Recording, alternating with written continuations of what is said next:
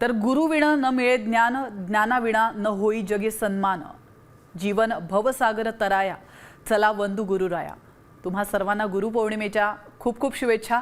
साईबाबांची शिर्डीत गुरुपौर्णिमेचा उत्साह पाहायला मिळतोय। गुरुपौर्णिमा उत्सवाला भक्तिमय वातावरणात सुरुवात झाली आहे। आपण पाहतोय सकाळची ही दृश्य आहे। साई भक्तांना दर्शन घेता यावं म्हणून रात्रभर मंदिरही खुलं ठेवण्यात आलं होतं। साई नामाच्या जयघोषात भक्तांनी साई समाधीसह साई बाबांचं देखील दर्शन घेतलंय।